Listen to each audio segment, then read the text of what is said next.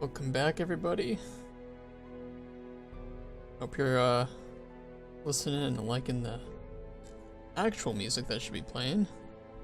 See, I can't hear it on my end because it's playing through a VLC source through OBS.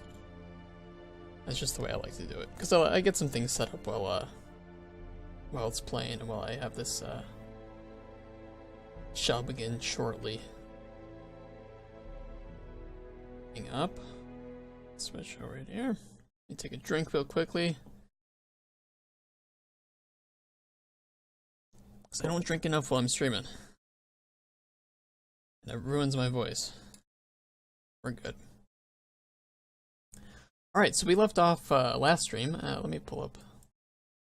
Said I get ready, but I don't actually get ready. Should have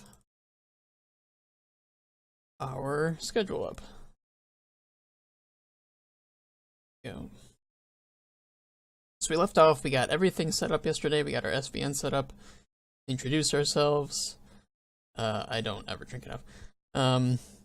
Talked about documenting, how important that was, and we're going to do that today with actually getting into files and doing some design work, creating trinkets. We're going to create 5 trinkets, quirks. We're going to create probably 3 quirks. And I'll probably take suggestions just to keep things fun. But the trinkets, I do have an idea behind them, because we're going to be using them later in...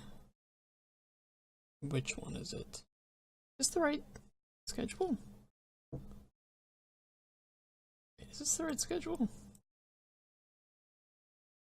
I don't think it's the right schedule. It's not. It should be this schedule. I'm gonna get that fixed up. I'm gonna write down right now because I did change some things. So look at this one. We're on stream number 2. Fix schedule. I apologize for having that on the wrong one. So in stream 6, we're gonna be creating summonable enemies, and we're gonna be using the trinkets because those summonable enemies are gonna drop those trinkets, which will be really fun. But everything that we kind of make and do is going to interconnect. Apart from the quirks, I mean, the quirks are just going to be kind of randomly given.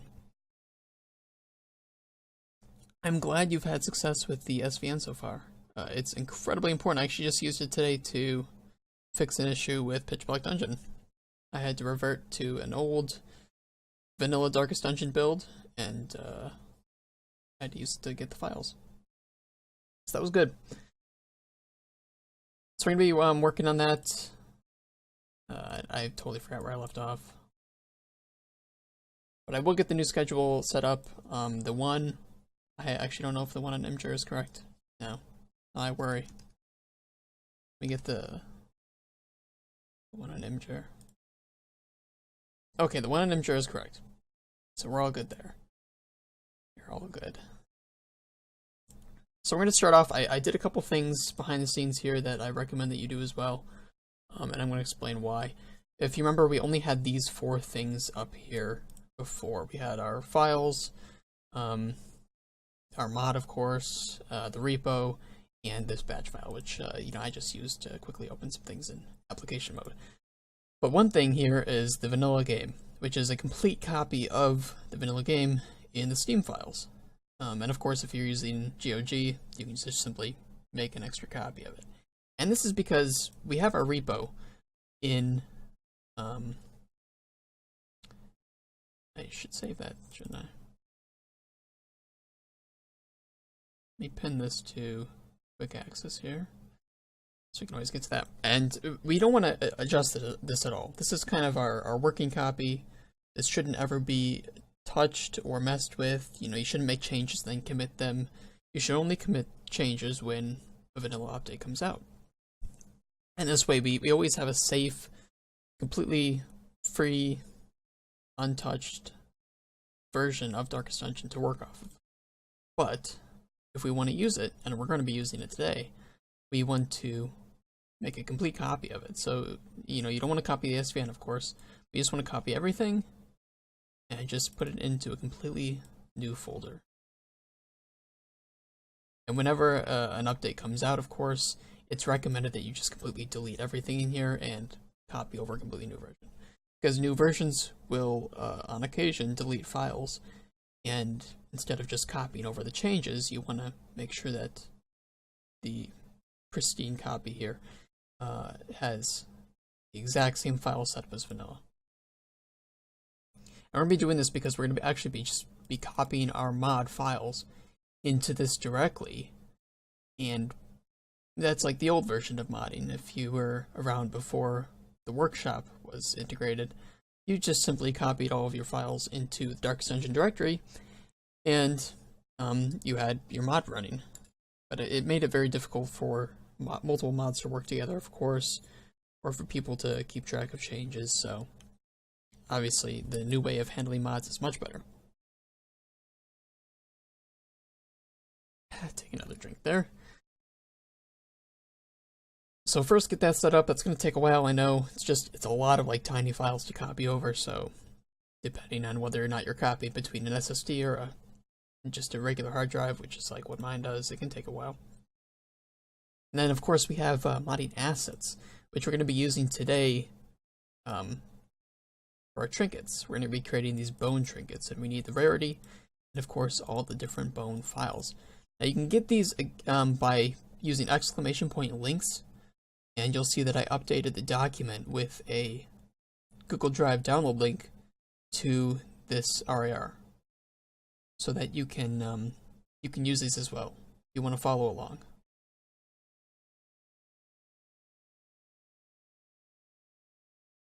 And that should be all up and working.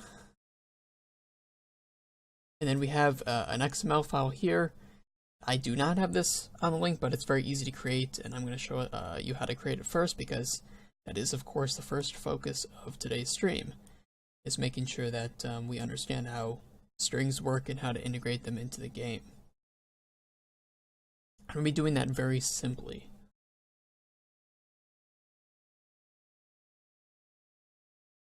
Give you guys a couple seconds just to get all of those situated. If you're watching on YouTube, I will, on this YouTube video, have the link, all the proper links below the stream. I should have had that yesterday, I did not. Or I say yesterday. If I ever say that, I just mean last stream. But I will make that mistake multiple times. But on the last stream, I know I didn't have the correct links in the YouTube video. I will have them, and I will put them into the first stream's video as well. So the first thing we're going to be doing with this is this XML file, which is a blank XML file. So if we come into the vanilla game that we copied over here, you're going to see a folder titled Localization. That is the text for the game, or the strings. These are the strings that you see in game. Everything you see in game is put in here. I mean, you have to have something to show, some text, you know, even like the darkest estate or all the glossary terms. Those are all saved within strings. So if we come in here, you can see a whole list. And if you are using Notepad++, of course, it will automatically format this to XML file. And there's a couple things you need to know about extensible markup language, which is what XML stands for. That it's a very simple way for humans and machines both to read data or text. So you can see these entry IDs, and these IDs are simply what the game engine is told to look for, and then it returns the data. Of course, is for this action select hero, drag a hero from the roster here.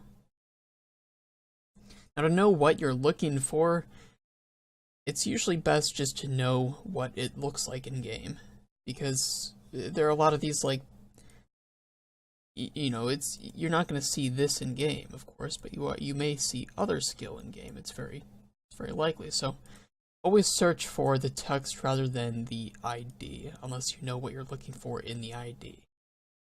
And that way we can quickly find, so like the first thing we're going to be doing is adjusting some glossary terms. So if we go to here and we type in glossary. Well, here we go, right here. We have all the glossary terms organized and the definitions. And if we count, we can see, alright, so the maximum amount of glossary terms looks like it's 60 at the moment. But we want to add one. Well, that's pretty simple. But we don't want to do it to this file. I mean, we don't want to adjust the vanilla file at all. We want to create our own XML file. And we can do that simply by copying any of these, really. And I'm just going to take one that's pretty basic. I would say the journal string is a very simple one. We don't want any of this, but we just want to have this basic XML file. So we're going to delete all the entries for English, all the entries for French and German, all of the entries for each language are going to be gone.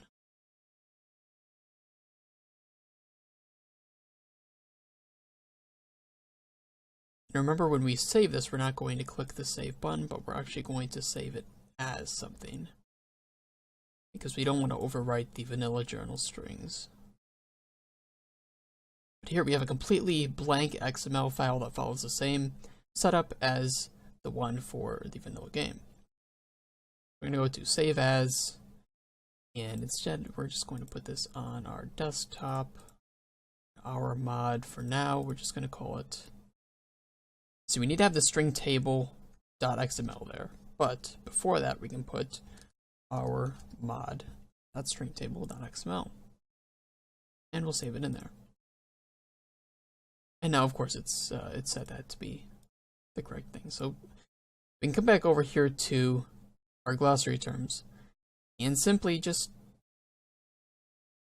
copy, paste, and set this to 61. And we have our term, but we don't really know what we want to put in there yet, because we're just testing out how to change or add strings. And it's very simple, but the thing is, if we come back to our correct, actually, or incorrect, well, no, we'll bring up the right one. If we come back here, we're going to be using string editing in every single day from now on, every single day, except for maybe stream 8, because that's just going to be suggestions, but I assume we're going to be using it there as well.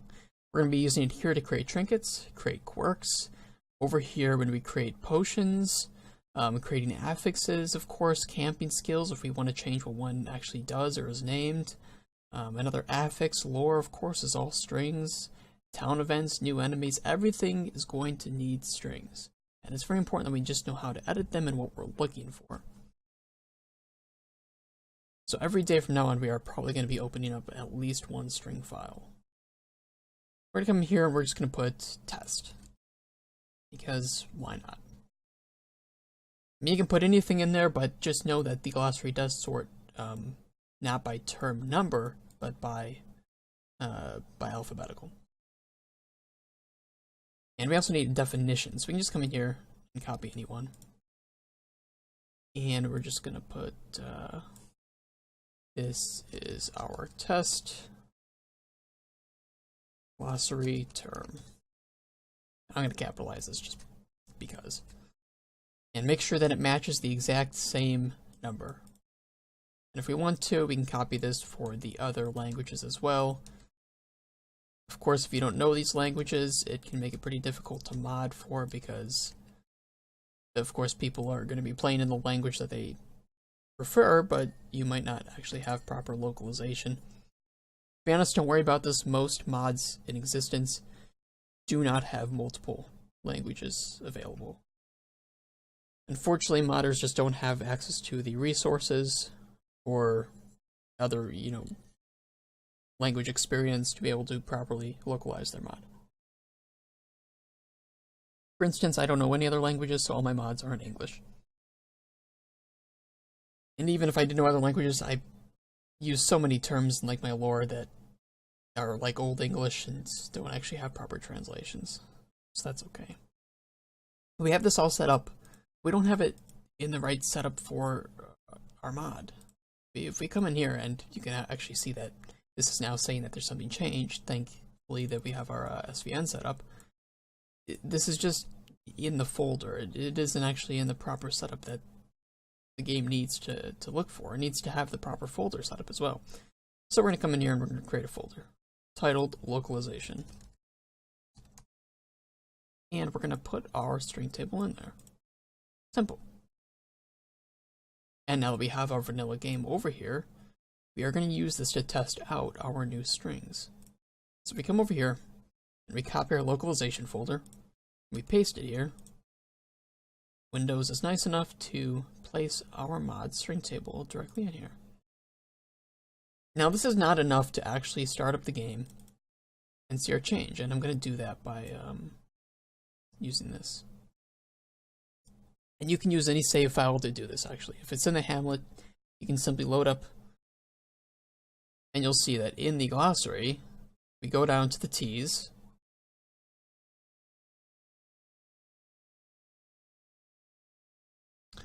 oh, this is old. Ignore this. This is not the new one. I did this before to test, but you can see if it was our actual file, it would have had the capital T. So ignore that. Made a mistake because I was testing earlier. That's on me. We come in here, we run the localization batch file. It's actually going to compile the strings. This is necessary if you're testing on your own. Now if we do this, I just made the mistake of doing this. I'm going to make that mistake multiple times. You guys can get on my case for making that mistake. That's okay. We come in here again and we go down to T's. You'll see our new one, test glossary term, is all there. It's all good. That's the proper way to do it. So any new strings that we want to do, we want to put in here. But of course we can modify existing strings. This is generally okay, especially if you're going to be putting mods into the Steam Workshop, because the game doesn't read the string files, as we saw there. If it did, we would have had our new string, the test glossary term, actually show up and read the correct one, but it was reading the old one. It only reads these localization files that need to be compiled. So you can come in here and you can delete all the miscellaneous strings you want and save it. And it's not going to read those changes. It's still going to go off of what is in these localization files. And these all get compiled based on the different terms in the different languages. Which is why if you were to just add these two terms to English and compile, these would actually be missing from other languages. And like I said, that is okay. You don't have to copy them into the new ones because, to be honest, if someone's playing in another language, they likely don't understand English well enough to switch to English or to whatever language you're going to be modding for.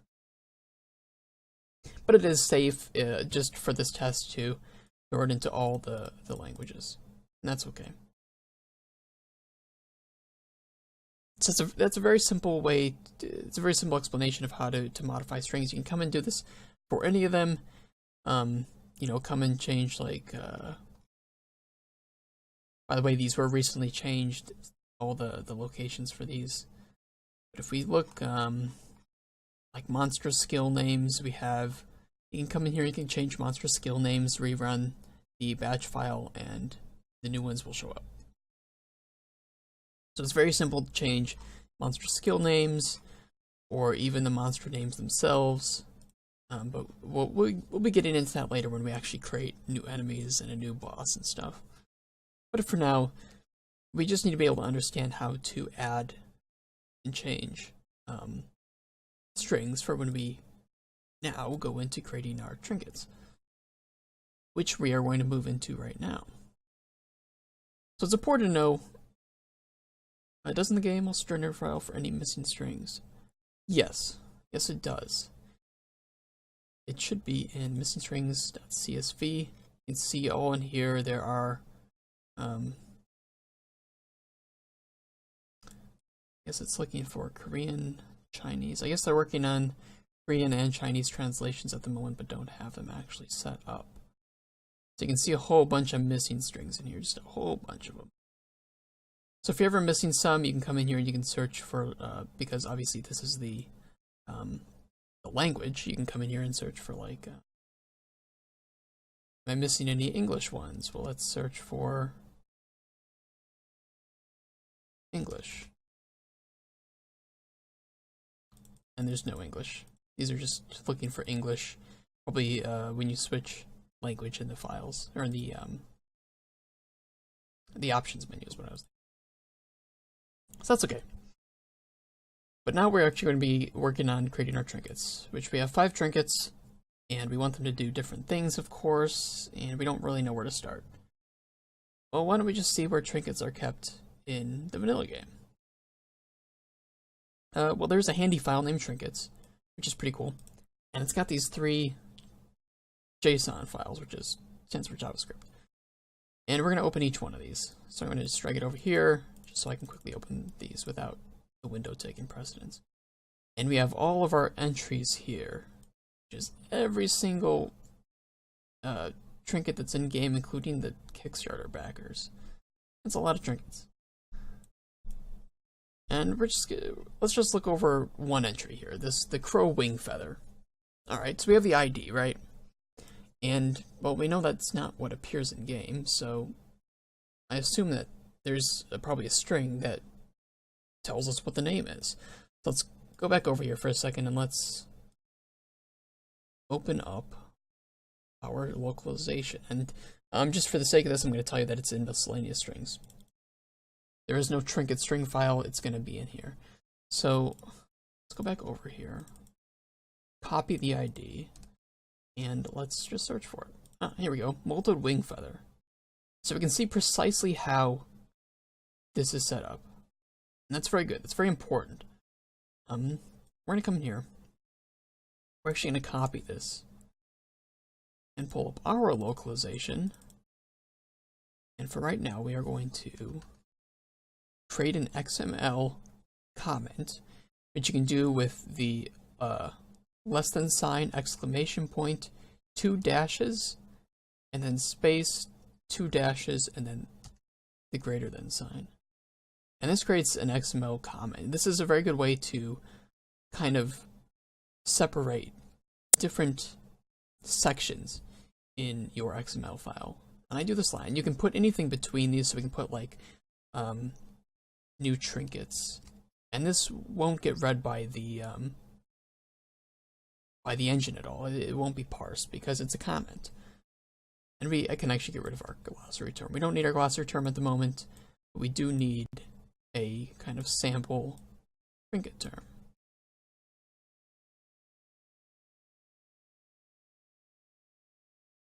There we go. And we're going to get rid of the name here, which is the crow wing feather, and name here, and we have a blank title trinket ready to be put in.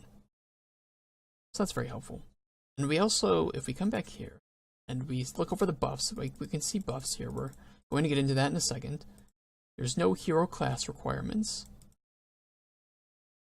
and we see a rarity crow. It's in lowercase, and we know it doesn't appear in lowercase in game, so perhaps there is also a rarity string file, or string entry, I should say. So we're gonna come here and we're gonna search for rarity. Let's see. Trinket rarity. We can see all of the entries. And see trinket rarity crow. Here's a shrieker. So we can come in here, we can copy any one. It doesn't matter which one we copy. We're gonna come back here and we're gonna put this above it.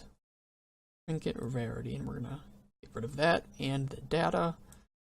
We now have a blank rarity. So that's good. Let's come back over here, and yet again we can see a price. And these are the prices that appear in game. Now there is a slight there's a hidden modifier to the price, because if you know anything about in game, these trinkets do not sell for 50,000 in game. And if we start up Darkest Dungeon, and I'm gonna mute the game because I know you guys can't hear it, and it's because it starts up at max volume every time, and it will blow your ears off if I were to actually have the sound playing for you guys. We come in here and we see these ancestral.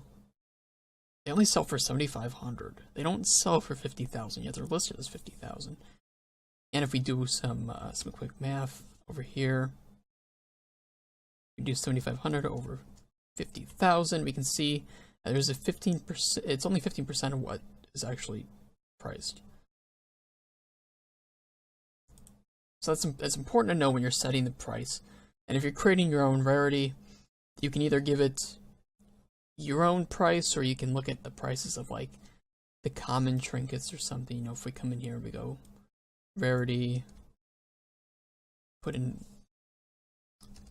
here, we put common, we can see that these are priced 7,500. So for instance, we're going to probably copy the, I'm going to say the uncommon ones. And those are priced at 10,000 here. And if you have no limit, then there's simply going to be no limit for these. You can have as many as you want. And origin dungeon, of course. Now this says crypts. It's important to know because they're called ruins in game, but they're actually called crypts in the files. And you can see an example of this if you come into the dungeons here. You can see these are named the crypts. And case matters. Case completely matters. You should never ever switch cases with something. The only time it doesn't matter is with like buffs. You can do lowercase in these, as you can see. I must have worked on these in the vanilla game because I like to put trinket, then the trinket it applies to, and then put what it actually is. That's just the way I prefer to do it. You can do it any way you want, but know that for things like rarity or the origin dungeon or the ID, just always use lowercase. Alright, so we're going to come back up to the top here and we're going to copy, actually we are going to come into the vanilla file. We're just going to copy this trinkets folder over. And we're going to paste it. We're going to open it up, and we're going to open up these three files. We're going to come back to the base entries trinket, and we are literally going to get rid of everything. What's the best way to do this?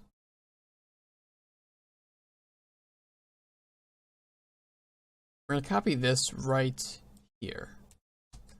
Control C that. Control A, delete everything, paste that, and come back to this file. We're going to go to the bottom and simply copy this. You don't have to copy that because it really doesn't take that much work to copy. And now we have basic setup for our trinket entries with no entries in there, but we can copy one quickly. And there we go. And we're just going to get rid of the IDs, we're going to get rid of the buffs, the rarity, price we're going to set to 0, and the limit we're going to set to 0 for now. And there we go, we have a blank trinket entries. We can't call this base, because if you know what I just said, we don't want to overwrite the vanilla game files, we actually want to make new ones. So we're going to come in here, we're going to name these Our Mod. We don't need this file, so we're going to delete it, but we do need the rarities, of course. We're going to name both these, and it's going to tell us, keep this file in editor, no. We're going to open them back up. Alright. So we have these open, and we now have our entries, and we have all these rarities. We're going to get rid of all of these as well, and I'm going to just, actually, before I get rid of these, I'm going to explain the rarity setup here. This is important. The rarity setup here, when you click sort by rarity in game, each of these IDs is how it sorts the rarity. So of course, the dark extension trinkets appear on top when you sort by rarity. Very common and Kickstarter trinkets appear on the very bottom. So where we place this in location is important. Now, because we're actually going to be deleting this file and putting our new one in, I do not personally know where our new trinkets are going to appear. It doesn't matter. What only matters is that the ID and the award category. If you see that these ancestral award category are universal, we just are going to use universal. Because in the future, when these drop, there's not going to be any. So we're just going to get rid of this ID for now because we don't know our ID. And now we have a blank entries and rarities file, all ready to go for our new trinkets. But that's not all we need. We know that trinkets not only have strings, which we have set up, and entries, but they have two other things. They have art, and they have buffs. So let's handle the art, because I know that we have the art all ready to go. That is right here in our modding assets.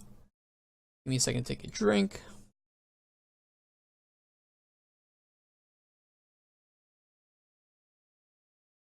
Now we have 6 images in here. We have 5 trinkets and a rarity background. Now the rarity background is important because this way we can interchange the rarity that a trinket might appear. So if we're not working on a specific rarity of trinkets, but rather just the trinket itself, we can switch the rarity without having to worry about changing the art. Because as long as the rarity background still exists, we can simply change these to be whatever rarity we want. But we don't know where these actually go in game. And that's important to know, because they have to follow the same file structure. Now you could simply search for these by searching trinket, but I'm going to save you some time.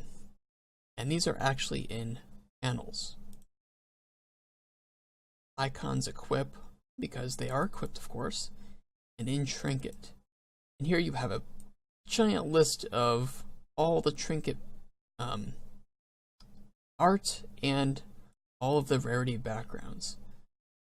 And if we want to follow this setup, it's easy just to look at what is already being done. So we know that we need now a folder named panels. And in that folder we need one named icons equip. And in that one we need trinket.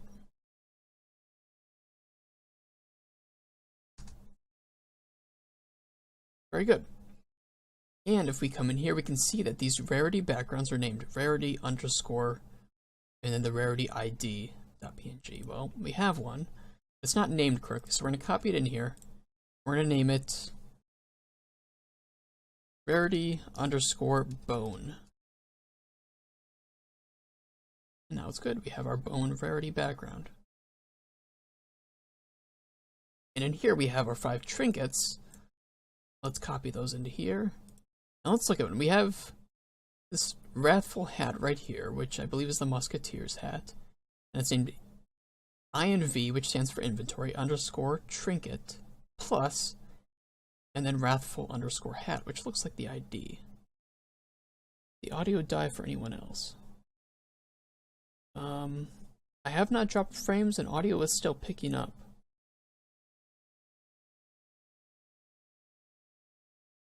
Are we all good now?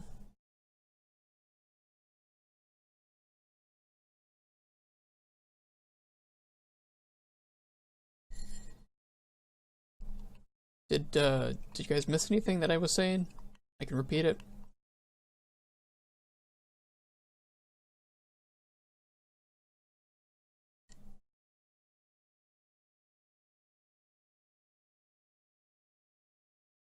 It could be my noise gate. If I ever whisper, it might not pick up lower end sounds. It doesn't appear to be malfunctioning though.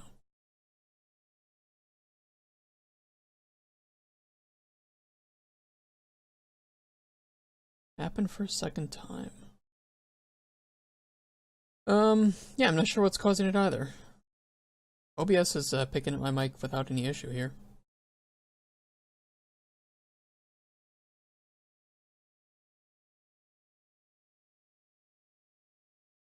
Let me know if it happens again.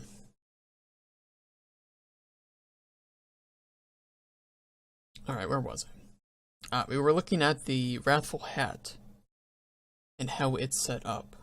And it looks like every single one of these trinkets has the inventory underscore trinket and the plus. And that looks like it's before the trinket ID. So we're going to need to put that pretty much before all of ours. And we'll put 1 here. We're going to copy this part of it. We're going to copy all of it.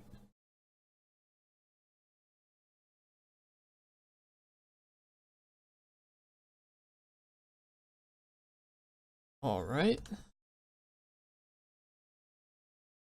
Or we need to come up with some IDs for these. I'm going to switch back to small icons so we can actually,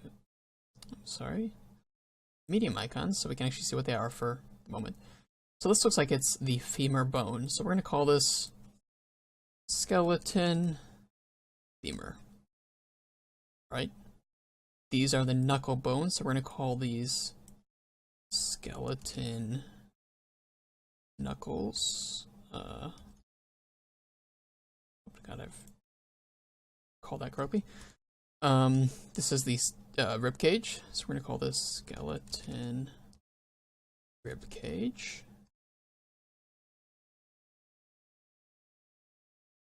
This one is the skeleton skull.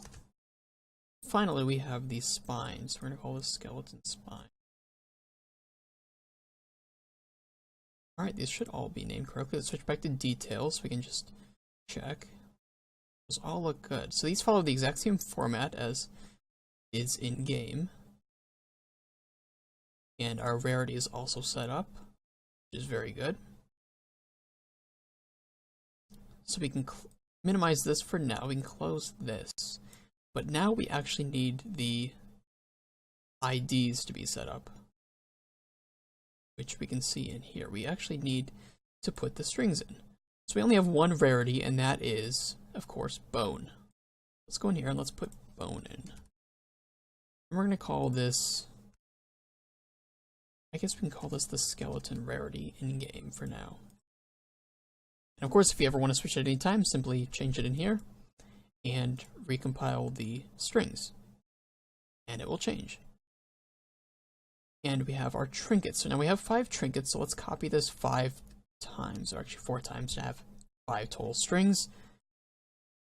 And if we have this over here, we can see that the first one is skeleton _ femur. Now remember that after the word trinket, there was not any space or underscore between, or after or before the trinket ID.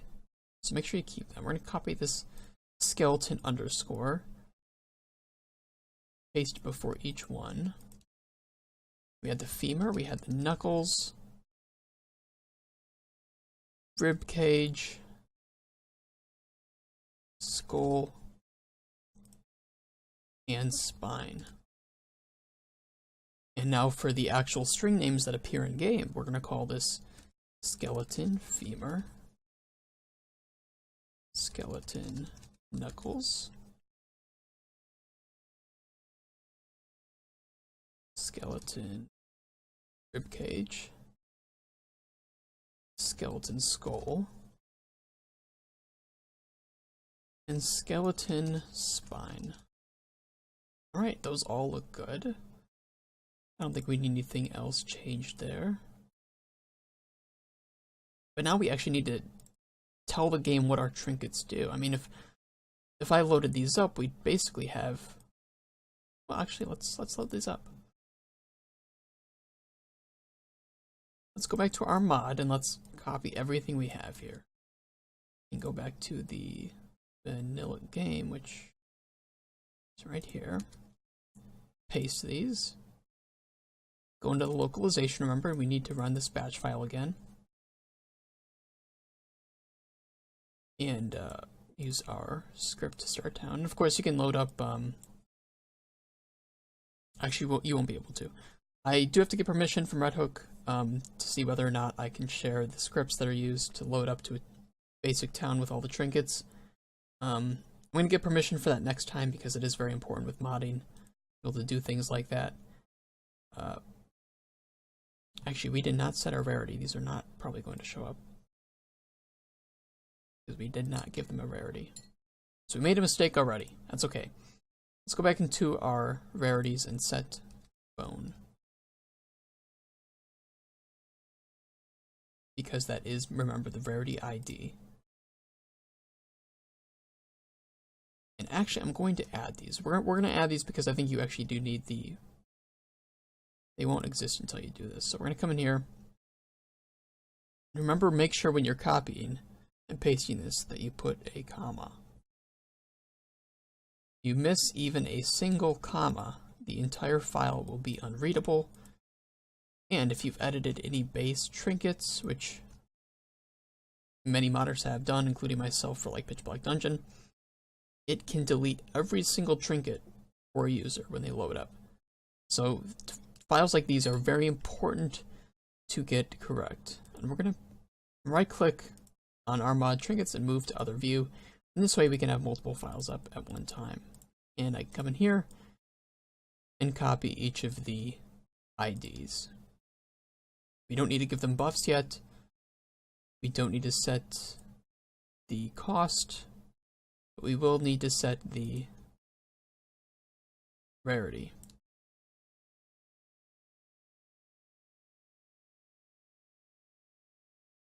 Let's come in here and let's give it the bone rarity. And a couple of things are going to happen the moment that we load up the game with this. One thing I have not talked about yet will happen. Let's come in here and just copy everything again. Paste it all. Run the localization. And start to town. They should appear, they shouldn't have any buffs, and they're actually going to have an error on one of the string areas. If we can find our bone trinkets in here somewhere. They should appear, even with non-existent buffs. If they don't, I've made a mistake somewhere.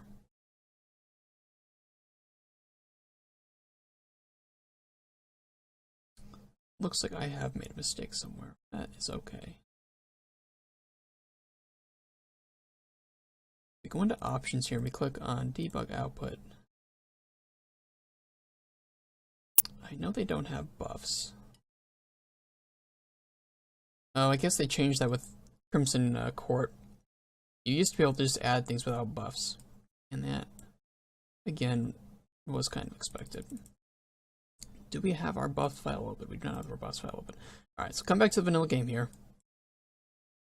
I'm going to copy the folder titled... Why is audio glitching?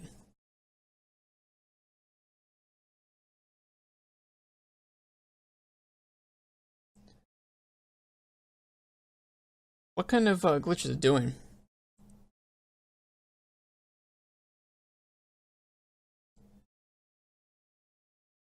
High-pitched sound for a second.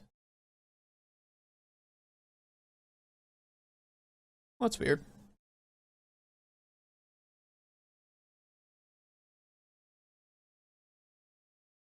Alright, give me 1 second to try something. I'm going to try switching to a different microphone.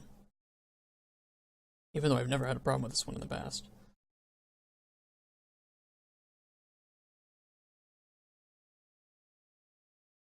We might need to restart the stream, though. I'm going to restart the stream real quickly. Give me 1 second to do that. We'll be back in like 15 seconds.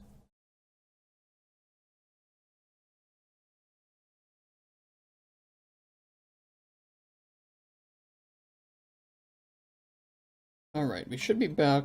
I'm using a different mic. Better mic, hopefully it should sound better. I only don't use it for streaming because at the moment it's on my desk. And it's a studio mic, so it might pick up my keyboard. Thankfully I don't use a mechanical keyboard, I use a membrane one. So my keystrokes are much quieter. But it might still pick things up. And actually prepare for that, I'm going to move my drink right next to my keyboard, and it will certainly pick that up if I place my drink down. But is the audio all better now?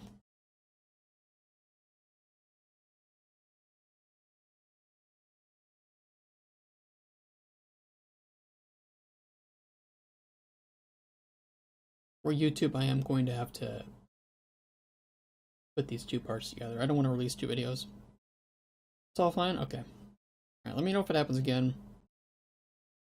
I don't believe I updated OBS between Friday and today. Nope, nothing should have changed.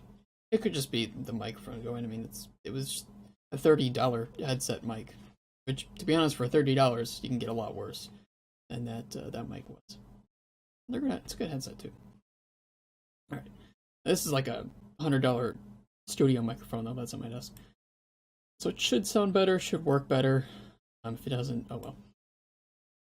All right, so we're looking for buffs because it's saying the game's saying there's no buffs. I'm not adding them. You're stupid. You're a terrible modder, and I'm like, all right. So if you don't know where buffs exist, which I know can be a very common problem, not knowing where files exist when you first start modding, they are in shared buffs, and then you have the buffs here.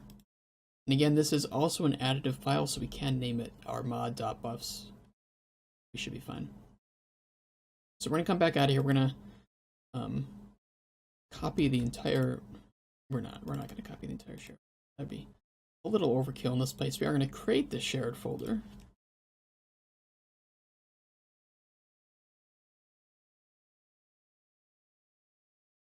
I hope it wasn't too distracting. I really hope not.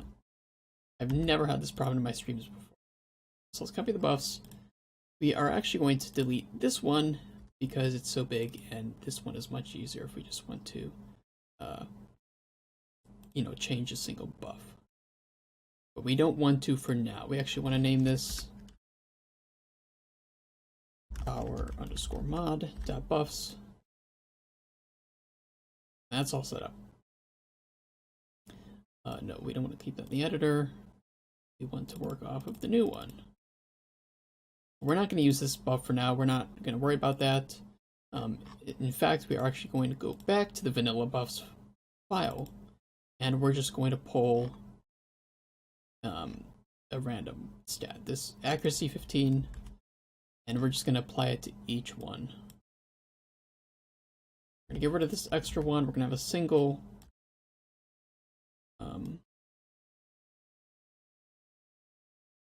single 15 accuracy buff for each of our 5 trinkets. And we should only need to copy the trinkets file over. Nothing else changed. I just placed it in the wrong place. Don't do that. Bad. And we're going to load back up to town.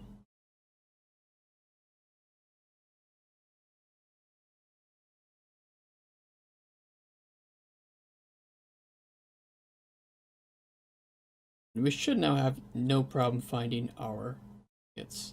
But, as you can see, like I said, we're going to have a string issue. We're going to have this skeleton rarity has ping text, which, of course, if you know, all the other rarities have very specific coloring for each of the rarities. We want that too, of course. We want a kind of a bone color.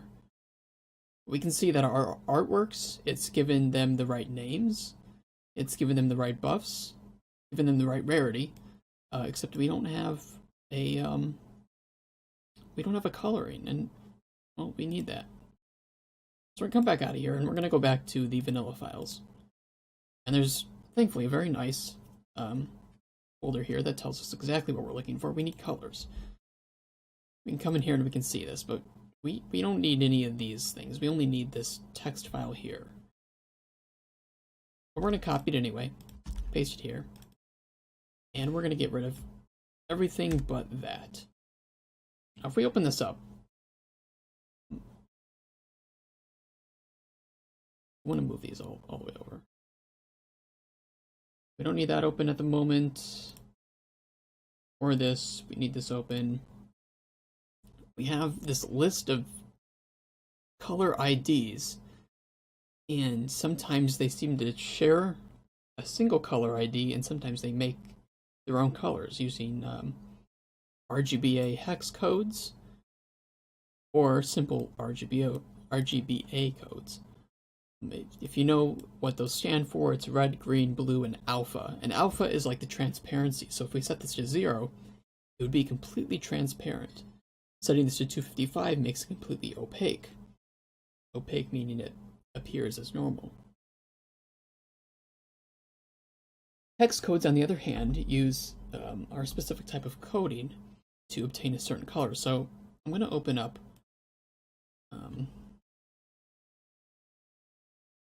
let's see here. Where's my website? It should Google. Let's show it on Google. So if we type in hex to hex color picker, I believe there's one that Google has implemented. Perfect. So we can see here, any of these colors is immediately going to say hex color code it is and the RGB code it is.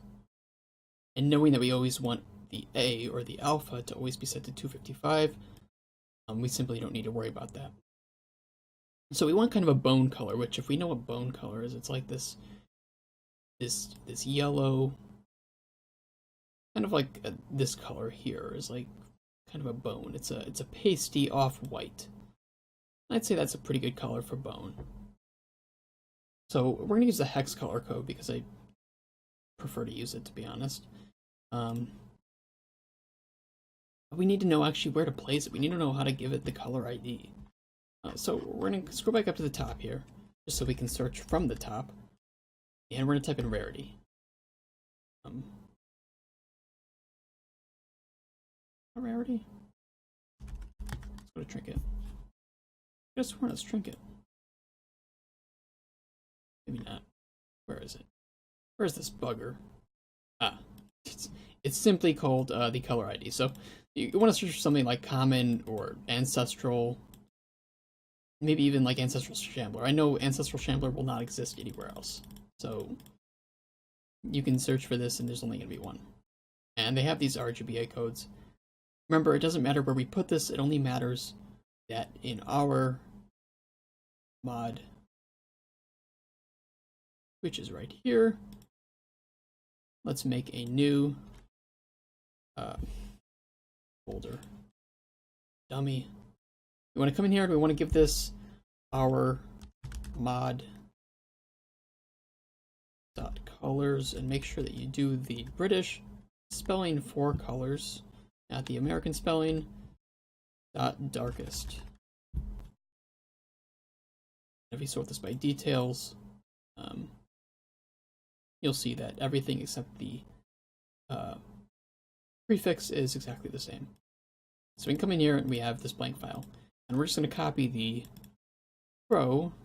No, we're not. We're going to copy or something that uses a hex color. We're just going to copy this and we're going to type in bone. And if we come back to our hex color code here, we're going to copy this and paste it in. And now we have a color ID for bone. Now I'm almost 100% sure that if you do change the coloring, no, we don't need that for now. You shouldn't have to recompile your strings. If I'm wrong, then obviously do that. But for now, let's just simply copy our colors over.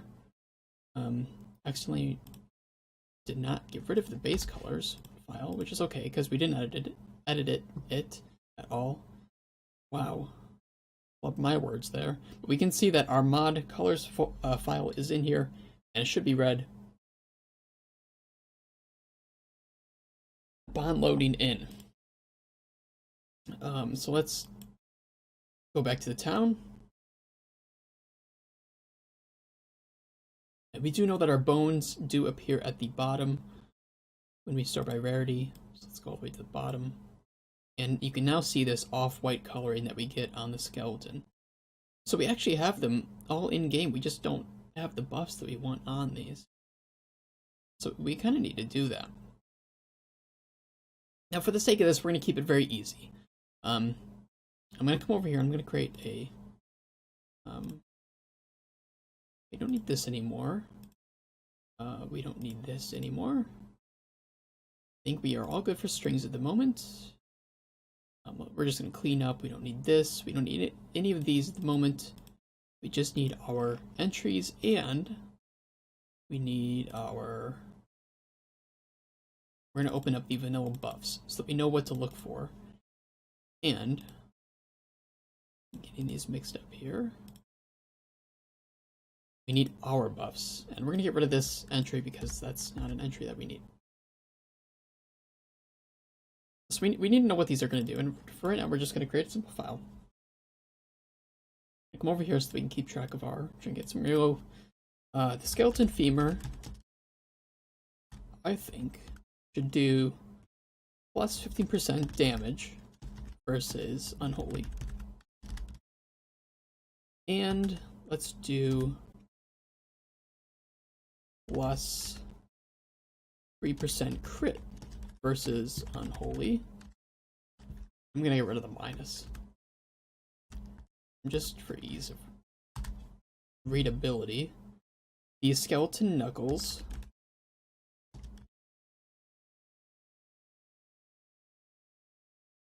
Let's get a nice variety of things here. I do want these all to be versus unholy for now. No, we don't have to. There's nothing saying we have to. So let's just do plus 10 accuracy. What else for the knuckles? What can we do for knuckles? Maybe we could do some speed. Do plus 2 speed. The skeleton spine. Let's give that. I know I'm jumping around here, but let's just do plus 10% virtue chance and plus 25% move resistance. Skeleton rib cage, that should definitely get some prot. Let's do plus 15% prot. I forgot this is vanilla, so there is no base prot on enemies. What else for rib cage? What can we do fun for rib cage? Got protection. I'm gonna let you guys tell me what we could do for a rib cage. Make sure it's positive, because we didn't want these to all be positive for the moment. Let's do a skeleton skull. Let's do plus 25% stun resistance. And maybe for the skull we can do plus 10% Deathblow resistance. HP would work. Let's do plus 15% max HP. Pretty good one. That's pretty good. Though, to be honest, people do not really stack max HP or prot in vanilla, so that's okay. Those are pretty good. We've got some basic working things. If we need to balance them later, of course, it's very simple to do. Why is the audio glitching?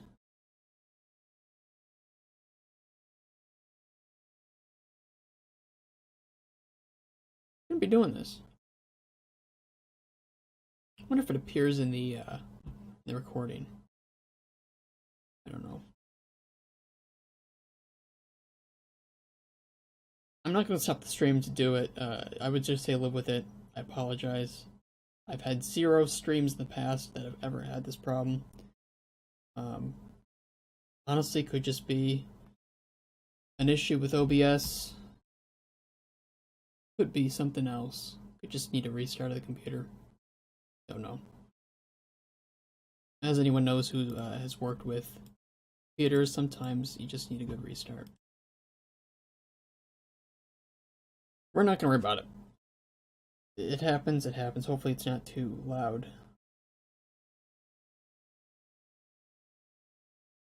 I could deal with it. I don't know. I don't want to restart It wouldn't take long to restart my computer, of course, since I have my OS on a separate solid state. But I don't want to deal with it at the moment. Yeah, I'm sure it's just a driver issue. It's nothing big.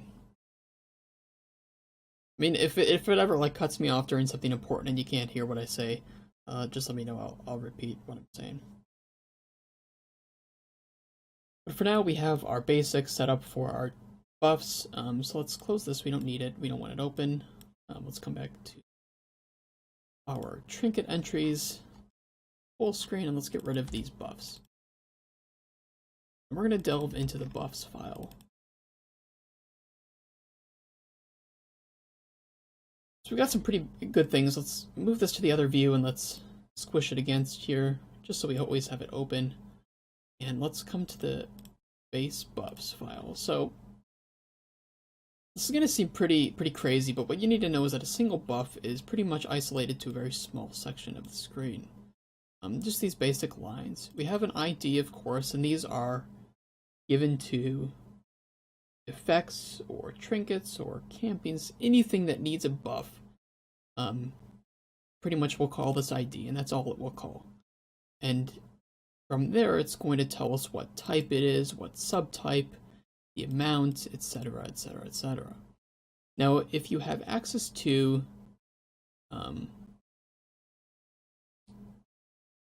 the official modding guide, you should be able to come down to buffs, and you can see that I have laid out all of the types and subtypes neatly for all of you. And this is, of course, very helpful.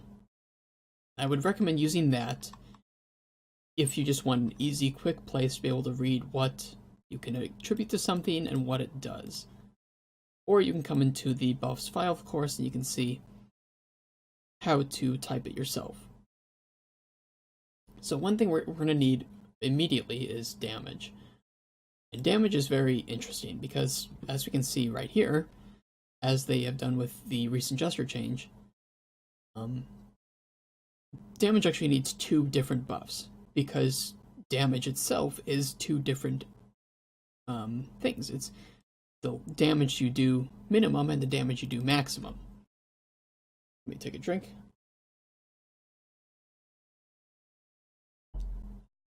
So we need two buffs every time we want to buff damage. We're not going to copy that one because that one's a little weird. We are going to copy this directly and put it into our mods. And remember that it's very important that you have you don't actually copy a comma beforehand. And when we start adding new buffs, you need to make sure that there is a comma after each one except for the final one, as per JavaScript rules. So right here, we're going to get rid of the ID, and we're going to call this trinket underscore skeleton femur. I do this because it's very easy for me to quickly search through a buffs file and find, like, for instance, I know that I've worked on the Tome of Holy Healing. I also know that I've worked on the Ancestors handkerchief, for instance. Recently buffed that, and I can see here if I type in handkerchief, it immediately brings me to the Ancestors handkerchief buffs. It's a very quick way for me personally to be able to search through the buffs file without having the trinkets file open. So I put here, we put the skeleton femur. Of course, we're going to be following the exact same ID here. And then we're going to put underscore, and what it does, we're going to put DMG for damage, L for low, as this one is going to be first affecting the low damage that we do. We're going to do unholy, because it's versus unholy, and we're going to put B1 for buff 1. Now damage is a combat stat multiply. Every time damage is buffed in the game, it is multiplied upon the base damage. And that's very important, because if you put combat stat add here for something like accuracy, which I think we had some accuracy, or crit chance is added, it's not multiplied. Of course, if we want to add 5% crit chance, we don't multiply our current crit chance by 5%. But for damage, we are multiplying, in this case, times 15%. We're going to be multiplying our current damage by an additional 1.15. So, of course, if we do, I bring this over here, if we do 10 damage base, we can multiply it by 1.15 to get 11.5. So we have this set up. We know that it's 15% damage low, and it's combat stat multiply. And I encourage you that if you don't know what a buff should look like, simply find a similar buff in the files. If I can find some damage here. Damage. Find some existing damage and just copy what it shows. When in doubt, look at the things other, trinkets or buffs do. We're going to actually want to copy this again for ease. Remember to put a comma there the first time. But we're going to change this to DMGH for damage high. And now, if we put these two buffs into our skeleton femur, which we're going to do right now, and we're going to need a third buff, of course, for the crit. If we put these two in, and I'm going to copy and just rename the H, we are going to see 15% damage in game. Now we have +3 crit versus Unholy. Well, look, we already have a +3 crit right here, so let's copy this for ease. And I'm going to include the comma this time so that I can quickly come in here and paste it on this line. Copy the Trinket skeleton femur. Instead of it showing crit 3, I'm just going to put crit there, B1. Now we can copy this. Put it in a game. And now, we go into the game. We're going to see everything except for one thing check out. Because we have not actually told the buffs that we want these to work versus unholy enemies. Let's sort by rarity again so we know that these appear at the bottom. And again, we need to remember to actually copy over our things. Because I made the mistake, but we're going to want the shared trinkets this time. So remember, we adjusted the buffs and the actual trinkets themselves. And now it should work. Not like before when we forgot to copy things over.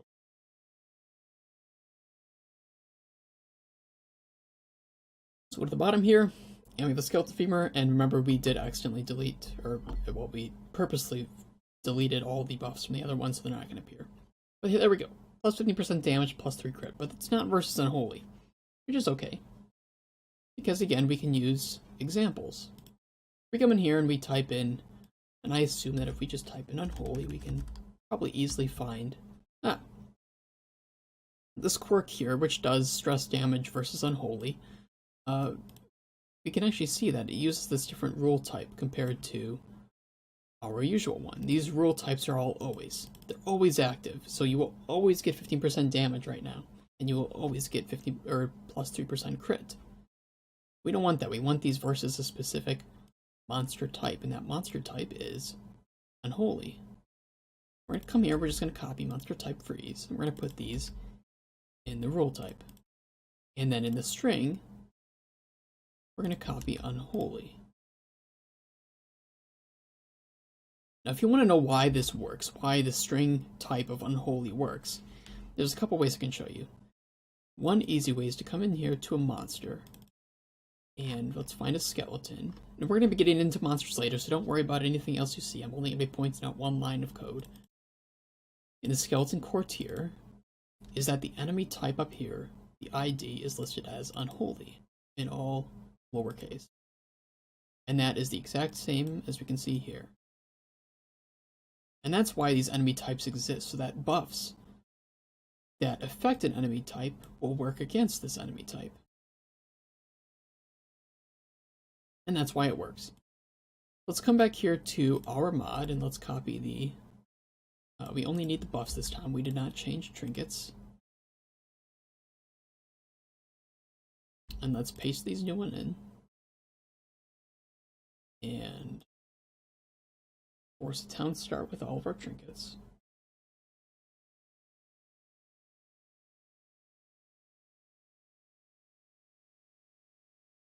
Go to the bottom, and we now have the skeleton femur doing the damage and crit versus unholy. Simple, right? Well, it is. It's not too tough to get trinkets, just you need to understand a few of the basic file systems first, like strings and buffs. But once you understand that, adding trinkets is actually pretty simple. So let's add the rest of these in. Alright, so we have the skeleton knuckles now, and those do accuracy and speed, but they are not versus unholy.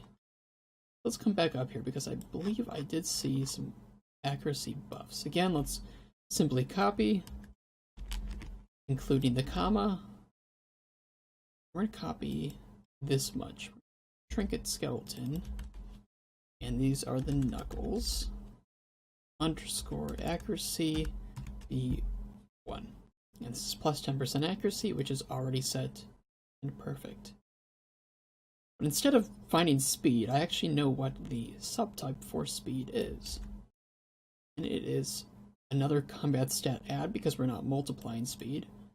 We are adding, and this is titled speed rating. And we're going to switch this to SPD for speed. One thing that you need to remember about speed is that speed is not a float value. It's not 10%. We're simply adding a single integer to speed. So we don't need 0.1. We actually need just the integer 2. And once these are set up, we can come over here into our trinkets and the knuckles and make sure that you put a comma between the buffs.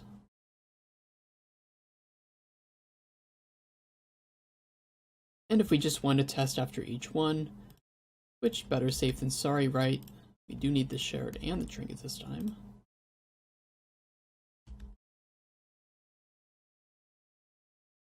But for the next three, we will not be coming in and checking after each one.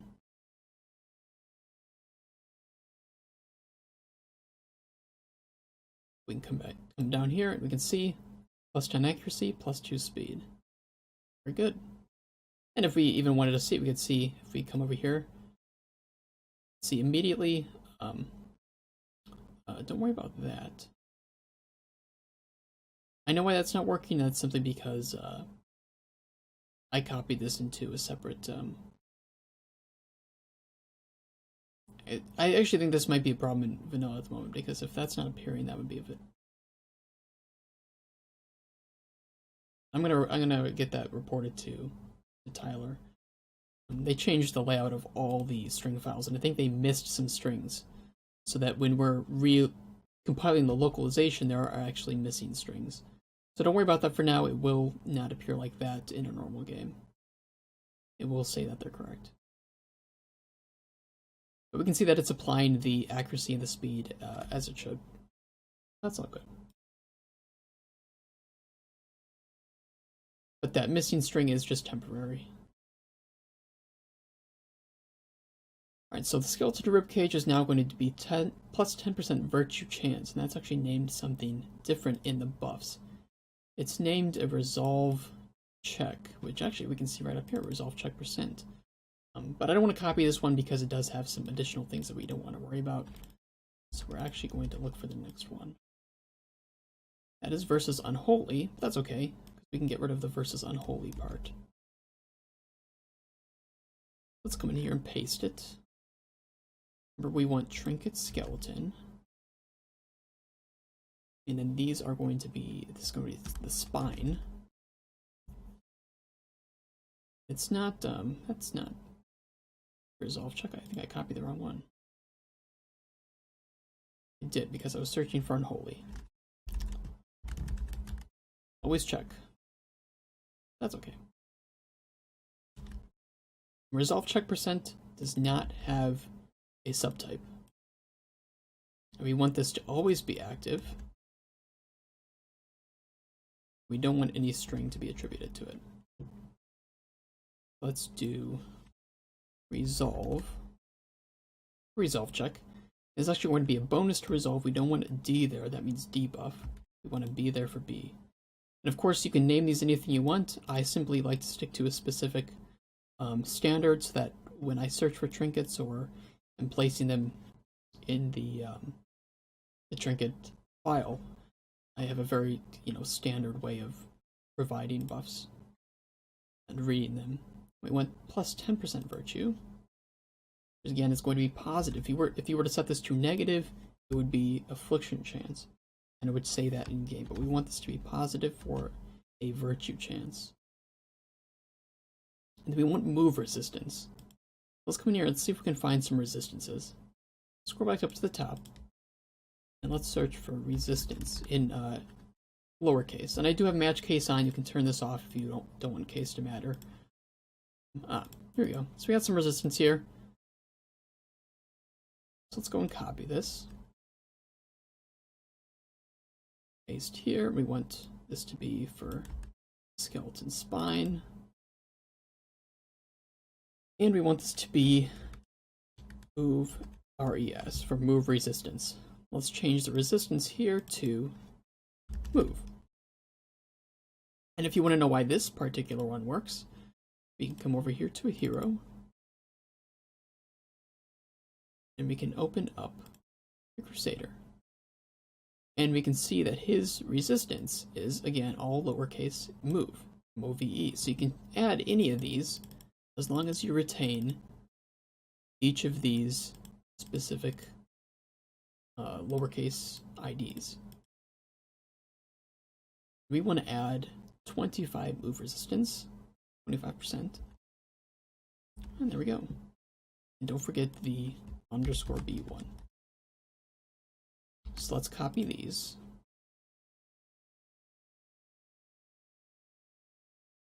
Yes, you caught it just as I was doing it. It doesn't have to be again. It doesn't have to be. You can simply, if you really wanted to, you could just name this like T spine move. And you can name it anything. Again, find a format that works for you and stick to it. That's all I can recommend because it'll make your life easier down the road. Alright, so let's do the skeleton skull now, and that's going to have prot and... Actually, I just put these in the wrong one. These are supposed to be the spine. Again, great way because of naming, because you can quickly spot inconsistencies. Let's put these down in the spine. There we go. Let's come back up to the rib cage again. And that's going to be prot and max HP. So let's find prot. I'm going to go back up to the top and just type in protection. You can see prot here is another combat stat add. It's not multiplied. And it's called protection rating. So let's copy this. Trinket, skeleton, rib cage. _ prot _B1. And this is 15% prot. Now we want max HP. And if you type in all uppercase max HP, there should be ones that's the system that I use, so, and it's also the one that Red Hook uses as well. You can also type max _HP in lowercase and get it. Either one works as long as you find max HP.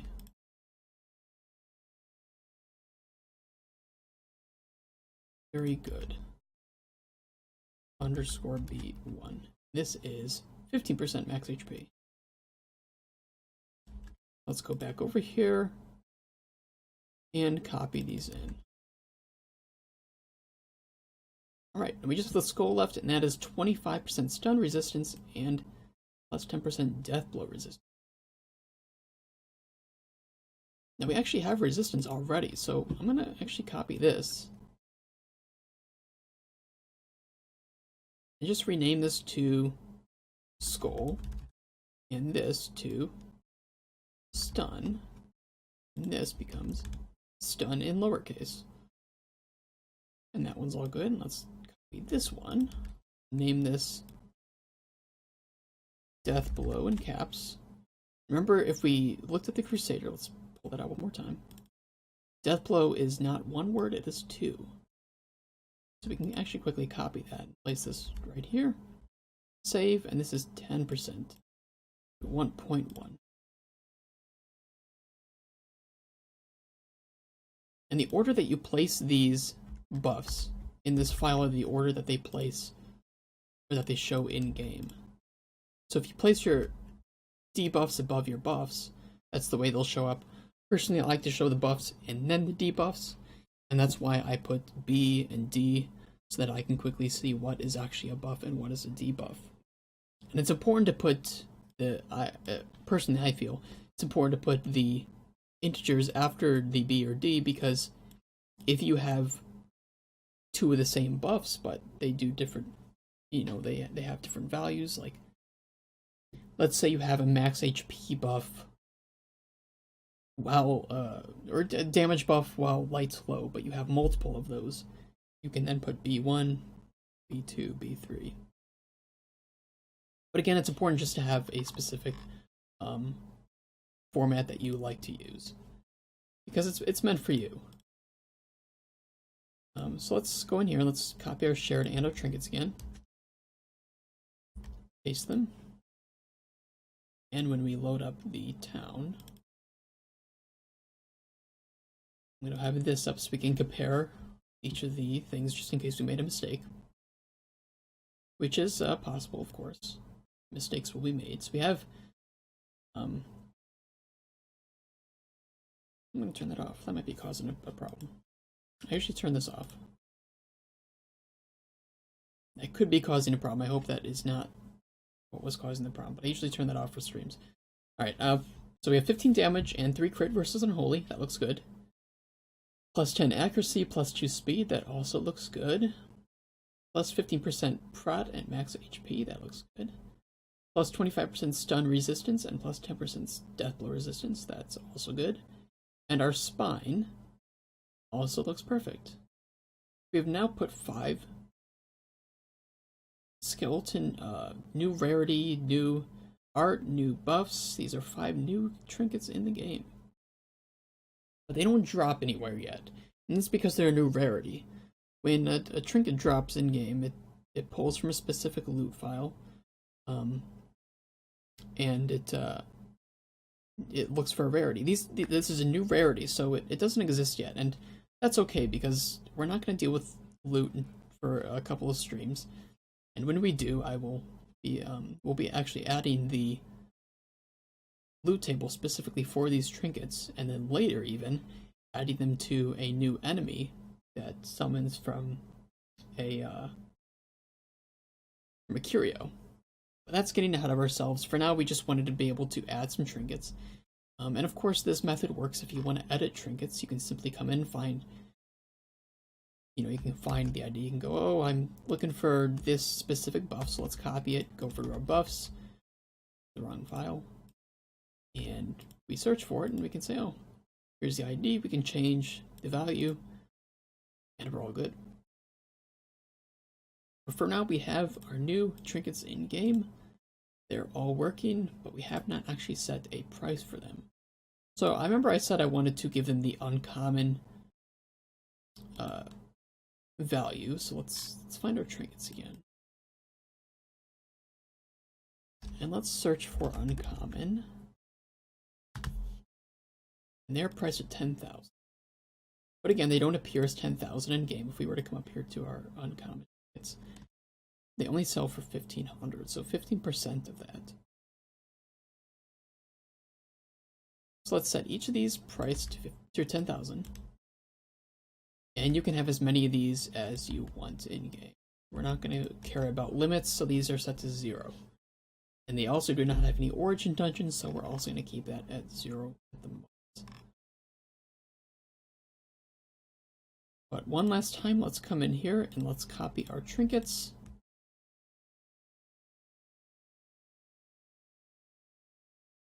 And let's start up the game, and we should now see our trinkets, which are able to be sold for 1,500 gold. And there we go, sell trinket for 1,500 gold. And there we go. Nice and easy. So we've now integrated 5 new trinkets into the game. And they're all working. We have everything set up that we want. I say we should save our progress at the moment. Let's come here, let's right click on this and go to SVN commit.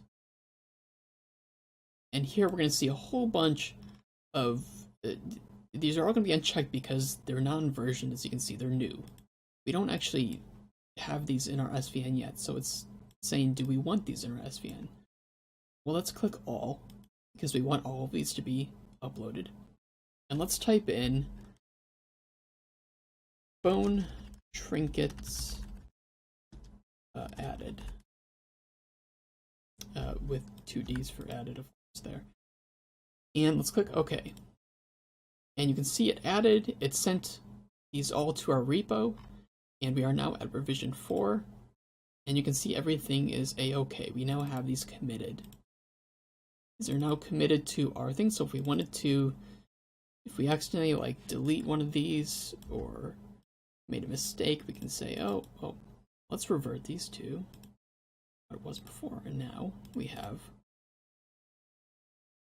these in our SVN. And that's very important, because if we ever make changes to these trinkets again, or our buffs, which of course we are about to actually add more buffs for our quirks, we have a history, we have a file history, we can revert back if we need to. We also have our localization that's added, and we can add these to the other languages if we want, just so that if somebody is playing with our mod on another language, they will at least not have any broken strings. That's very good. And if we want to, we can commit this localization change for now. We can type added trinket strings to all languages. Remember that we can read the, we can right click and we can do show log, and we can see each of the logs and the things that were changed or added. And it's very, very important. I just used this today actually to track some of the bounty hunter animation changes. So when in doubt, always save it to SVN and always have a detailed log.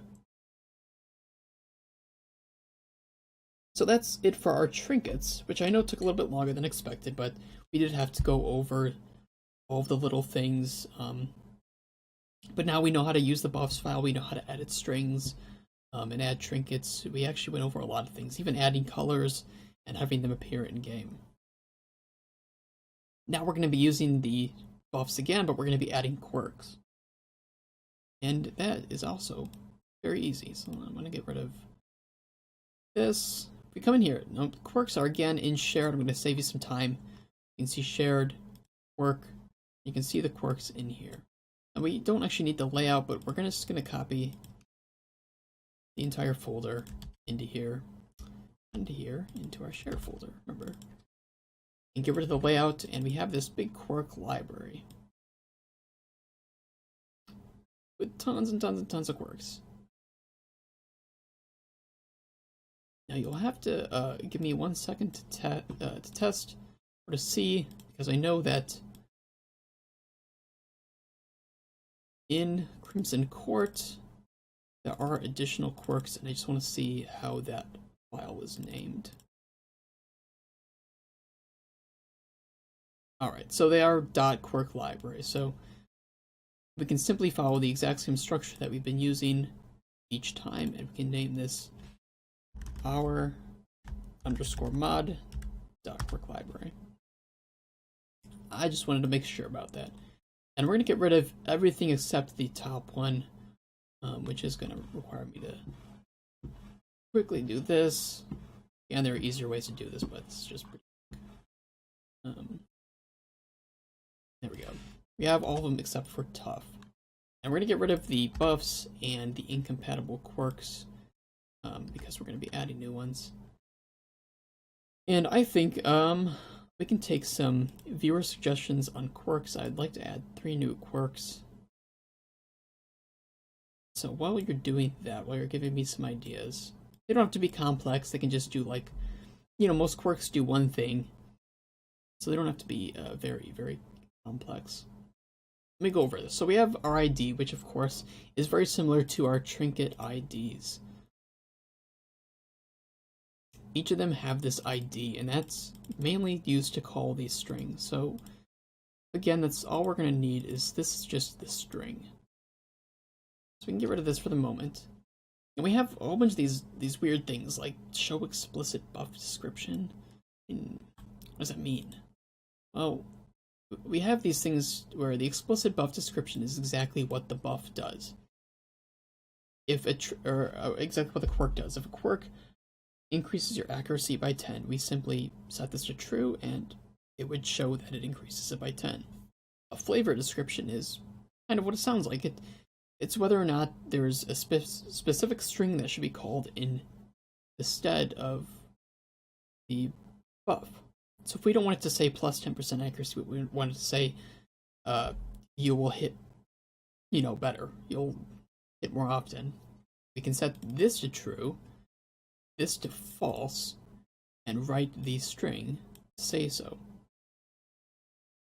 And then this curio tag description, if you like all your klepto Reynolds and then having the chance to interact with loot and steal it, we can set this to true, and it will append the chance for that quirk to interact with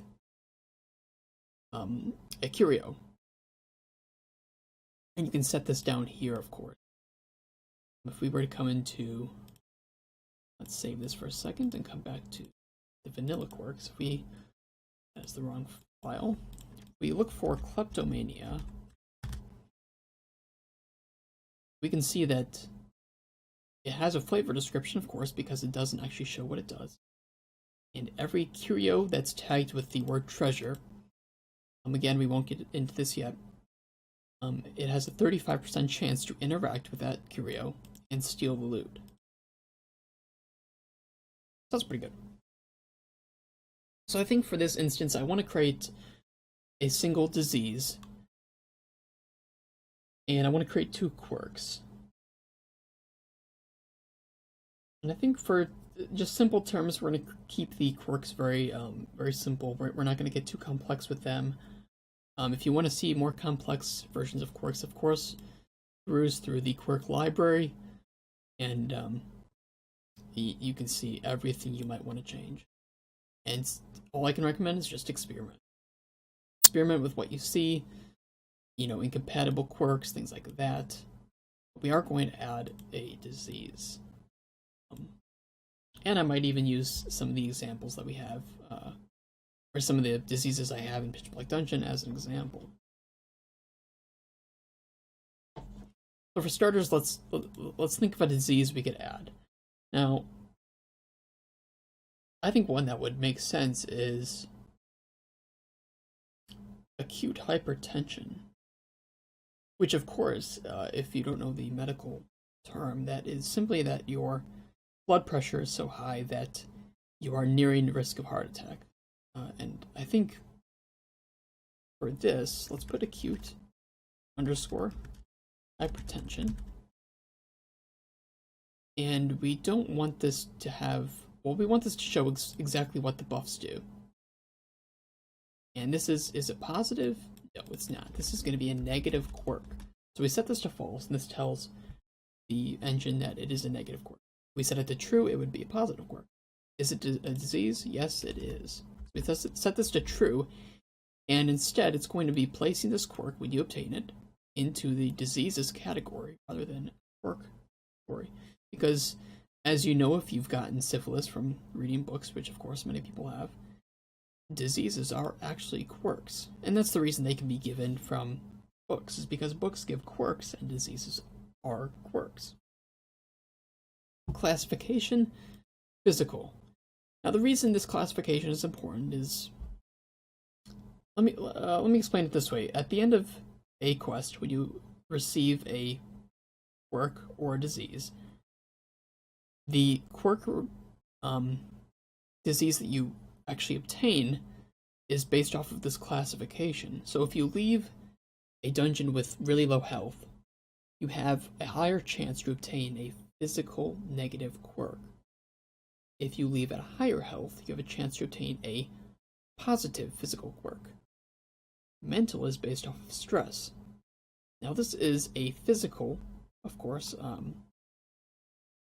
thing. You know, acute hypertension is not a mental problem. It is very much a physical problem with your blood pressure. So we set this to physical.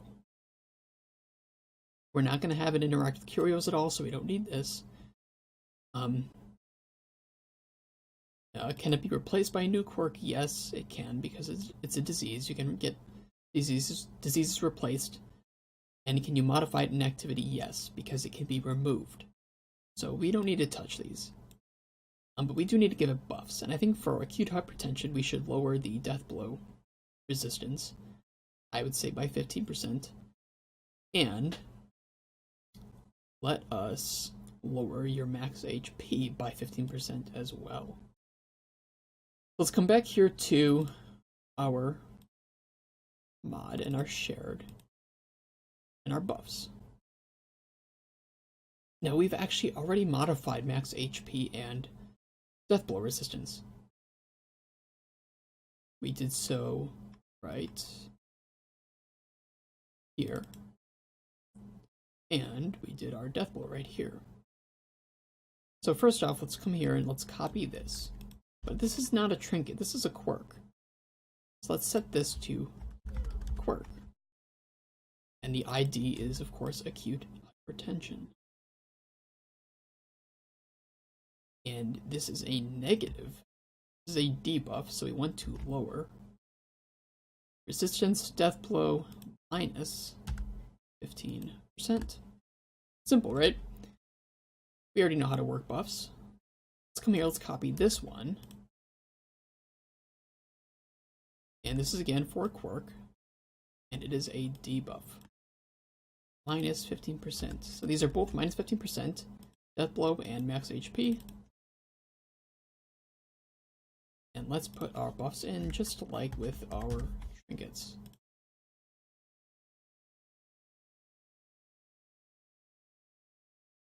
And there we go. But again, we actually need the strings to appear in game. So let's come here again. Let's open our string file because we know we're going to edit it. And let's come back to vanilla game and let's search for an existing one. We were just talking about kleptomania, so let's search for klep. There we go. Kleptomaniac. Quirk, description, kleptomaniac. Well, we don't want description. This is not going to show a description. We want a title. So let's come down here. We can see quirk name, Ludomania. Of course, we are going to get rid of that. Let's put it below here for now, and let's change this to new quirks. Let's change the name to acute hypertension. And then let's put the proper name in here, capitalized. And there we go. And I'm going to copy this right now for all of the other languages. Let's put a new section down here just for just to be safe, because we like to keep things separated.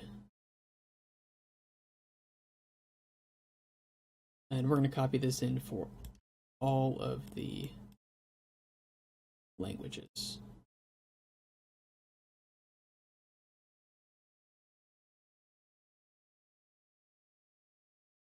All right. And that should be everything. Let me just go over this again. It is new of the ID set. It is going to show the actual buffs that are applied. It is not positive. It is a disease. It is a physical disease. It can be modified and replaced. And that should be everything. So let's come over here. Remember, we did just modify the localization, of course. Actually, we can see exactly what modified now because of our SVN. So we only need to copy the two folders that have actually received changes. And let's paste these in.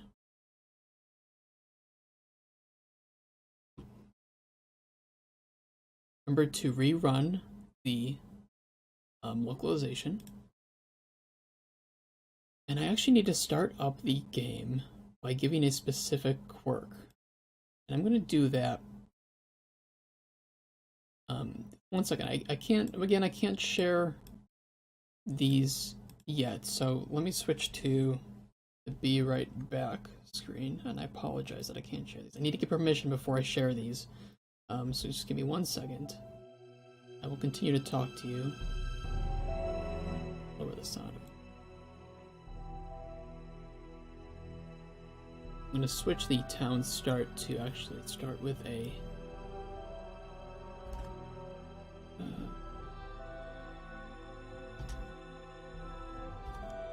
I hope that I will get permission to share this with you since it will make modding very easy.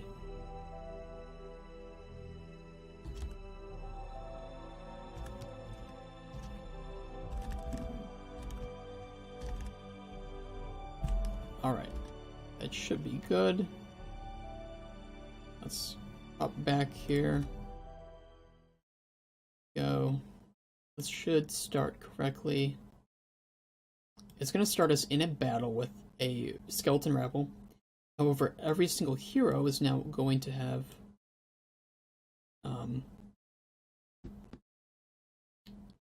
the new quirk that we've given.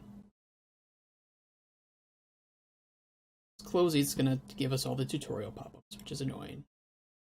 Please stop. Here we go.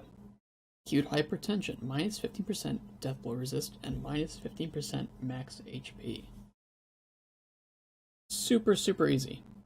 And of course, this disease is now added to the disease table, so anytime a disease can be given, we don't need to do anything extra. We simply added the quirk, we made sure it worked, and it's now there. We don't need to do anything else for it, unlike a new trinket rarity, for instance.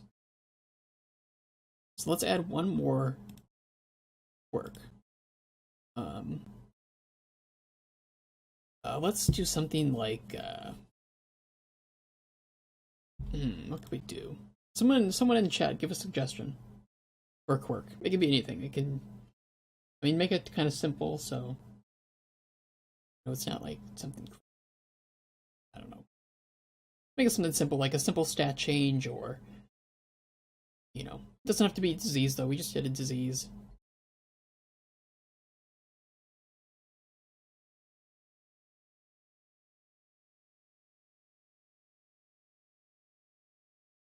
I will copy this in preparation.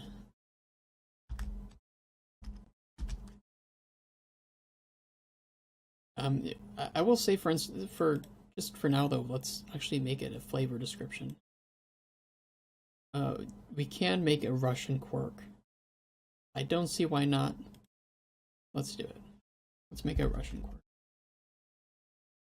And that's actually perfect because we will actually just, we're not going to show the actual buffs for this, we're going to show a description.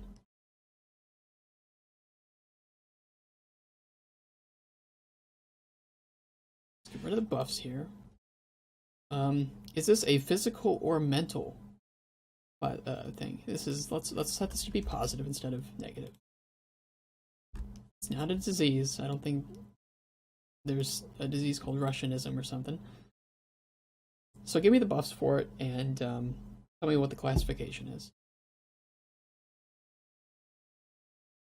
100%. We cannot. We have to do. We can make it incompatible with alcoholism though, which would be kind of funny. You wouldn't actually be able to see it in game. We could always add it to the description though. So we can make it incompatible with alcoholism. Let's find the. Just want to make sure I have the. Actually, we have the string file open. Where's alcoholism?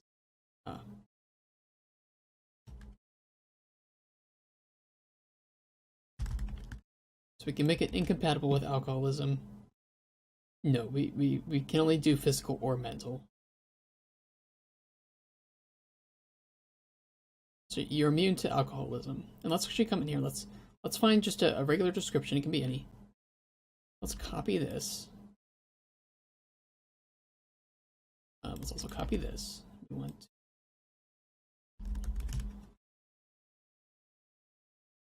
to remember to rename it with the ID.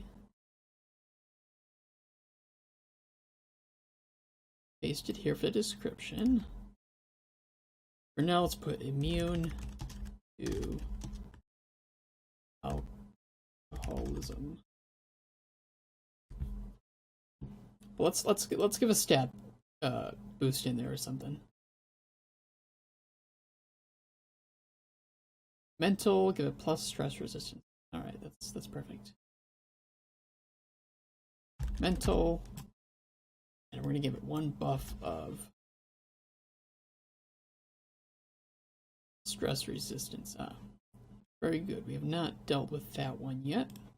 Let's go over here to our buffs, and let's simply search for right there. But I'm gonna search past. Stress damage received %, and there's no subtype. Let's go in here, let's copy this, go to our buffs and paste it.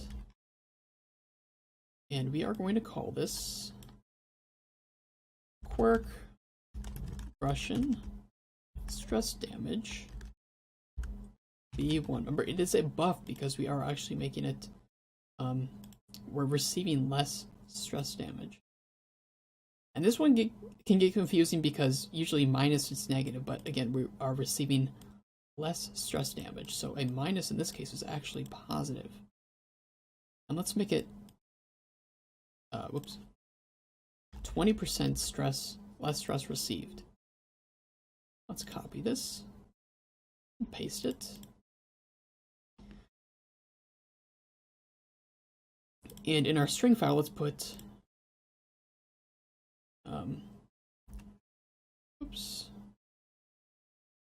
receive less stress and immune to alcoholism. Perfect. So we've now given it a name and a description, and this description will appear over the buffs. So we won't see these buffs in game. We won't see that you're immune to alcoholism.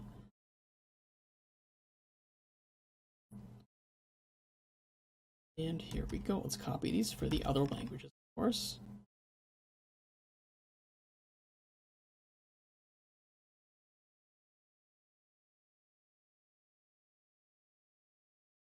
And that should all be good. We have our new buffs look good. It is mental, it is positive, it has the random chance to appear just like others. 1. You know, if we set this to higher than 1, it would slowly receive a greater chance to actually appear.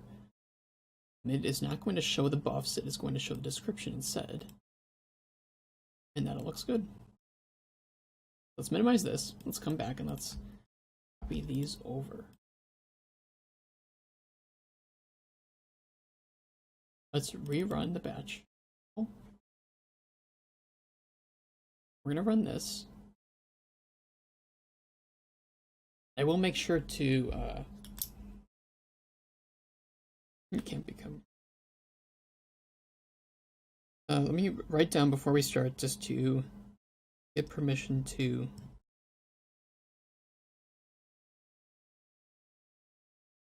show dev command, to show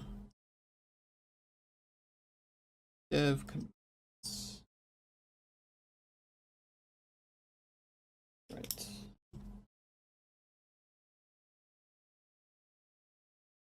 Alright, so after these tutorials, knowing they pop up, we can now click. I did not set that to be the correct one. Still on acute hypertension. 1 second. I pressed F3. It does not do anything. It is the numpad 3. Let me quickly switch this to Russian.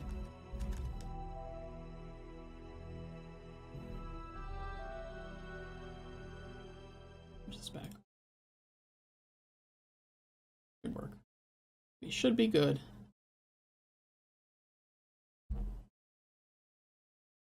We now have a Russian quirk in our mod.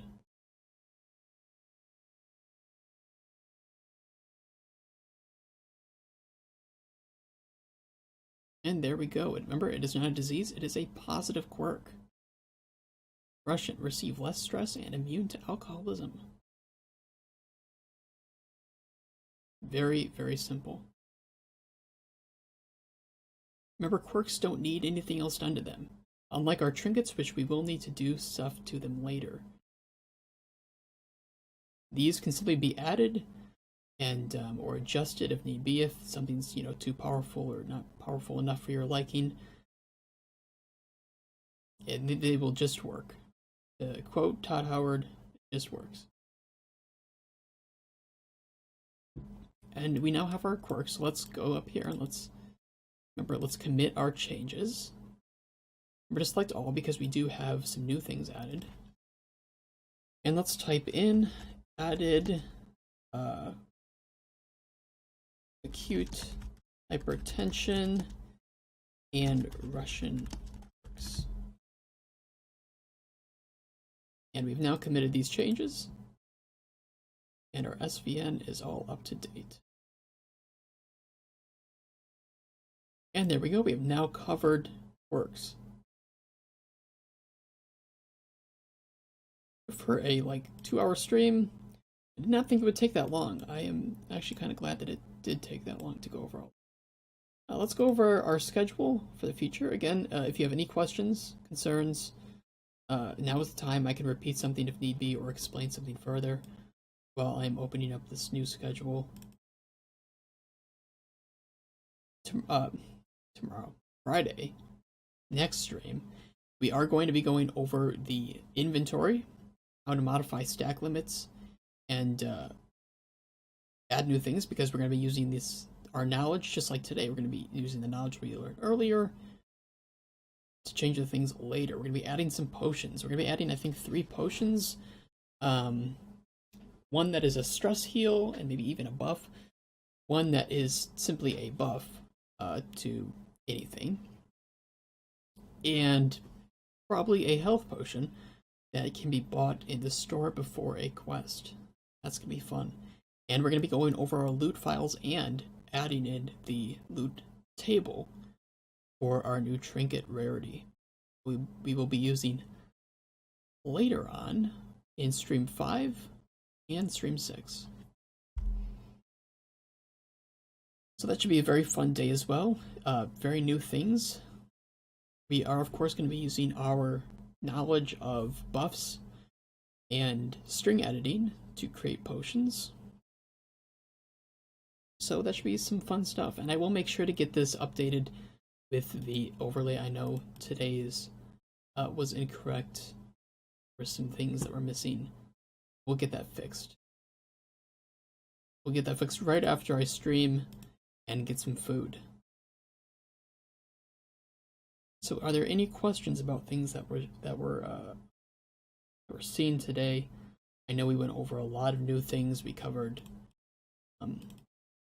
there's a lot of interconnected systems with modding, and it can be very simple to kind of forget that one exists, especially with potions. Tomorrow is going to be very complicated because potions need a ton of things to actually get working correctly without crashing, which is why we're doing it at the end.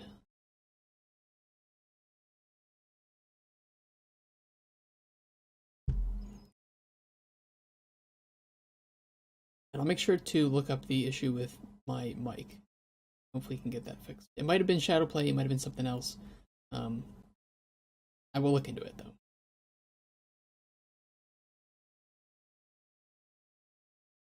That is okay. You do not have to be modder to watch. You can mod simply because you're interested.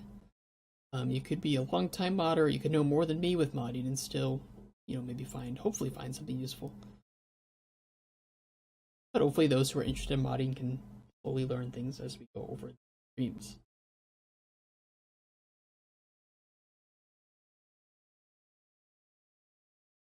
Well, if there are no questions, I will start to shut things down then. This went on for like 2 hours. That was crazy. Again, I apologize. I am not a teacher. Sometimes, we make mistakes with modding. That's okay. We can make as many mistakes with modding as we want, as long as the end product is very balanced and works without crash or issue. I have caused some very stupid mistakes with modding on my own, simply by forgetting like a comma. Which is why I remind you multiple times, always remember the commas. Especially if you're doing massive changes to a file. If you miss one, you could ruin the whole thing. It's very difficult to find that issue.